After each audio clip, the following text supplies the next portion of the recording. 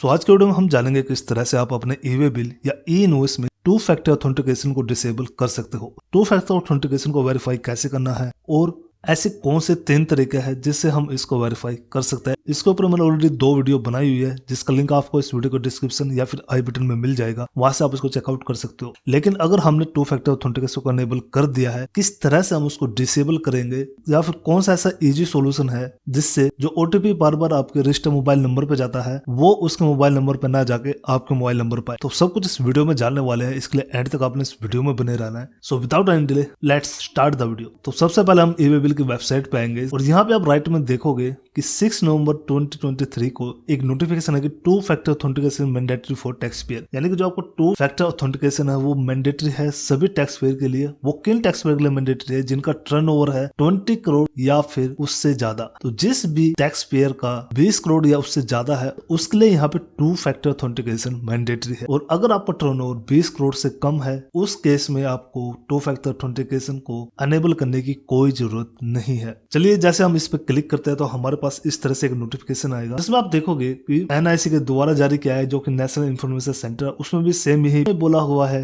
कि ये जो टू फैक्टर ऑथेंटिकेशन है वो सिक्योरिटी को एनहेंस करने के लिए फॉर हमारे ई वे बिल या फिर इनवॉइस, ताकि कोई इसका गलत यूज न कर सके। तो यहाँ पे इसको 3 तरीके से जो कि इसमें बताया गया है कि आप ओटीपी के थ्रू, संदेश ऐप के through, NIC GST sealed app के थ्रू जो है इसको वेरीफाई कर सकते हो, जिसके बारे में ऑलरेडी मैंने वीडियोज बनाए हुए हैं जिसका लिंक डिस्क्रिप्शन में आप जाके चेकआउट कर सकते हो। उसके बाद हम यहाँ पे नीचे में आते हैं, टू फैक्टर ऑथेंटिकेशन को रजिस्ट्रेशन कैसे करना है और सब यूजर को किस तरह से क्रिएट करना है वो सब इसके बारे में बताया हुआ है, जिसके बारे में आगे इसी वीडियो में बात करेंगे। अब इसको डिसेबल कैसे करना है वो हम जान लेते हैं। तो सिंपली आपको ई वे बिल की वेबसाइट पे आकर यहाँ पे राइट में लॉगिन का ऑप्शन दिखेगा, इस पे आपने क्लिक करना है। सिंपली आपने यहाँ पे यूजर नेम डालना है, पासवर्ड डालना है, कैप्चा डालना है और लॉगिन कर देना है। तो अगर आपने अपने टू फैक्टर को अनेबल कर दिया तो जैसे आप लॉगिन करोगे तो आपके रजिस्टर मोबाइल नंबर पे एक ओटीपी जाएगा। सिंपली आप देखोगे कि इस तरह का पॉप शो होगा, सिंपली आपने यहाँ से ओके कर देना है। देन सिंपली जो भी ओटीपी आए वो ओटीपी आपने यहाँ पे डाल के सबमिट पे क्लिक कर देना है। तो जैसे आप सबमिट पे क्लिक करोगे आप इजिली यहाँ से लॉगिन हो जाओगे। तो कुछ इस तरह का इंटरफेस आएगा, यहाँ पे आपने एग्जिट कर देना है। तो यहाँ पे ई वे बिल का जो डैशबोर्ड है उसका इंटरफेस यहाँ पे आएगा। सिंपली आपने यहाँ पे लेफ्ट में नीचे में आना है और एक ऑप्शन आपको दिखाई देगा टू फैक्टर ऑथेंटिकेशन का, इस पे आपने क्लिक करना है। जैसे आप इस पे क्लिक करोगे 3 ऑप्शन यहाँ पे आ जाएंगे। तो सिंपली आपने रजिस्ट्रेशन पे क्लिक करना है। जैसे आप रजिस्ट्रेशन पे क्लिक करोगे यहाँ पे आप देखोगे you have already registered for to factor authentication, क्योंकि जब भी दोस्तों हम लॉगिन करते हैं तो हमारे यहाँ पे ओटीपी जाता है। तो इसका मतलब यह है कि आपने ऑलरेडी यहाँ पे टू फैक्टर ऑथेंटिकेशन को रजिस्टर किया हुआ है। लेकिन क्योंकि हम यहाँ पे मान रहे हैं कि हमारा जो टर्नओवर है वो 20 करोड़ से कम है, हम इसको डिसेबल करना चाहते हैं, क्योंकि जो ये टू फैक्टर ऑथेंटिकेशन है वो सिर्फ उन्हीं के लिए एलिजिबल है जिनका टर्नओवर 20 करोड़ या उससे ज्यादा है। तो जिस भी कंपनी का टर्नओवर 20 करोड़ से कम है, अगर उन्होंने इसको अनेबल कर दिया है तो उसको डिसेबल कैसे करना है। तो सिंपली आप यहाँ पे देखोगे do you want to unregister from two factor authentication, क्या आप इसको अनरजिस्टर करना चाहते हो। सिंपली आपने करना क्या है, यहाँ पे यस पे क्लिक करना है। आपके मोबाइल पे दोबारा से एक ओटीपी जाएगा, उस ओटीपी को आपने एंटर करना है और आपका जो है टू फैक्टर ऑथेंटिकेशन यहाँ पे अनरजिस्टर हो जाएगा। और जब भी आप लॉगिन करोगे तो आपसे ओटीपी नहीं मांगेगा। इसका एक दूसरा तरीका यह है दोस्तों कि आप यहाँ पे सब यूजर को क्रिएट कर सकते हो। तो उससे होगा क्या कि जो भी आप सब यूजर क्रिएट करोगे और जो भी आप अपने सब यूजर का कॉन्टैक्ट नंबर दोगे, अब जो ओटीपी जाएगा वो आपके सब यूजर के कॉन्टैक्ट नंबर पर जाएगा जिसमें आप अपना नंबर डाल सकते हो और बार-बार आपको आपके ओनर से ओटीपी नहीं लेना होगा। तो सब यूजर को कैसे क्रिएट करना है, तो सिंपली आपको यहाँ पे दोबारा से ई वे बिल पे आ जाना है और ई वे बिल में आपको लेफ्ट में एक ऑप्शन मिलेगा यूजर मैनेजमेंट, और सिंपली आपने क्रिएट सब यूजर पे क्लिक कर देना है। तो जैसे आप इस पे क्लिक करोगे आपके रजिस्टर मोबाइल नंबर पे एक ओटीपी जाएगा। सिंपली आपने यहाँ पे ओके करना है, आपने यहाँ पे ओटीपी डालना है और वैलिडेट पे क्लिक कर देना है। जैसे आप वैलिडेट पे क्लिक करोगे एक फॉर्म आपके सामने यहाँ पे ओपन हो जाएगा। अब आपको यहाँ पे जो आपकी ई वे बिल की यूजर आईडी है, यानी कि जब लॉगिन करने के लिए जो आप यूजर आईडी डालते हो उसके पीछे हमें स्पिक्स लगाना है, यानी कि उसके पीछे हम यहाँ पे कोई भी वर्ड ऐड करके एज ए सब यूजर उसको लॉगिन कर सकते हैं। तो हम यहाँ पे मान लेते हैं कि हमारी जो लॉगिन आईडी थी वो थी ई वे बिल। अब ई वे बिल और उसके पीछे हमें लगाना है हैशटैग, जो भी आप वर्ड लगाओगे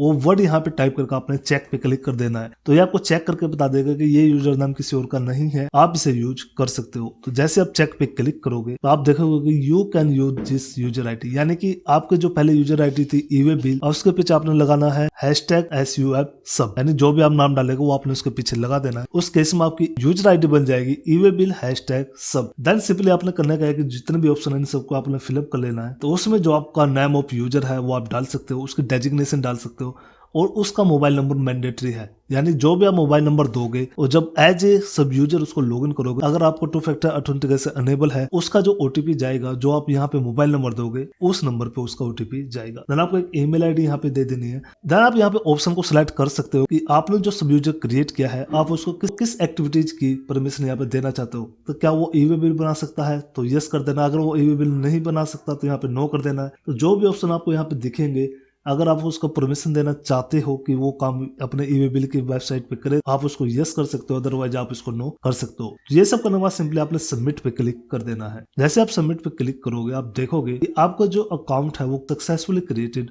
हो जाएगा। अब दोस्तों जो भी आपने मेल आईडी दी थी या फिर मोबाइल नंबर दिया था उस पे आपका एक नया पासवर्ड जनरेट होगा। ये पासवर्ड आपका कब काम आएगा, जब एज आप सब user e-way bill pay login करोगे। तो इस पासवर्ड को आपने यहाँ से कॉपी कर लेना है और दोबारा से ईवे बिल की वेबसाइट के लॉगिन पे जाना है। अब जो आप यूजर आईडी डालोगे, जो आपका पहले यूजर आईडी था, उसके आगे आपने हैशटैग लगाना है और जो आपने रजिस्ट्रेशन के टाइम जो आपने नाम दिया था वो उसके पीछे लगा के पासवर्ड में आपको क्या डालना है कि जो भी आपका मेल या मोबाइल नंबर पे जो पासवर्ड आया वो पासवर्ड आपने यहाँ से कॉपी करना है, पासवर्ड यहाँ पे डालना है, कैप्चा डालना है और लॉगिन पे क्लिक कर देना है। जैसे आप लॉगिन पे क्लिक करोगे कुछ इस तरह का इंटरफेस आपके सामने आएगा। तो आप चाहे तो इसका पासवर्ड भी चेंज कर सकते हो। तो यहाँ पे आपने एंटर एग्जिटिंग पासवर्ड यानी कि जो आपके मेल पे जो पासवर्ड आया था वो पासवर्ड यहाँ पे डालना है। जो भी आप नया पासवर्ड बनाना चाहते हो वो पासवर्ड आपने एंटर न्यू पासवर्ड और एंटर न्यू पासवर्ड दोनों में डालना है सेम और सबमिट पे क्लिक कर देना है। जैसे आप सबमिट पे क्लिक करोगे पासवर्ड चेंज सक्सेसफुली, आपका जो पासवर्ड है वो यहाँ पे सक्सेसफुली चेंज हो जाएगा। अभी हम यहाँ पे दोबारा से लॉगिन करेंगे तो आपने वही जो आपकी आईडी थी वो यहाँ पे डालनी है, पासवर्ड डालना है जो आपने नया पासवर्ड बनाया था, कैप्चा डालना है और लॉगिन कर लेना है। और जैसे आप लॉगिन करोगे तो शुरू में आपके इस तरह का इंटरफेस आएगा जिसमें आपको बताया जाएगा कि टू फैक्टर ऑथेंटिकेशन मैंडेटरी है फॉर सिक्योरिटी पर्पज अगर आपका टर्नओवर 20 करोड़ या उससे ज्यादा है। यहाँ पे सारी इंस्ट्रक्शन दी गई है, आप इसको यहाँ पे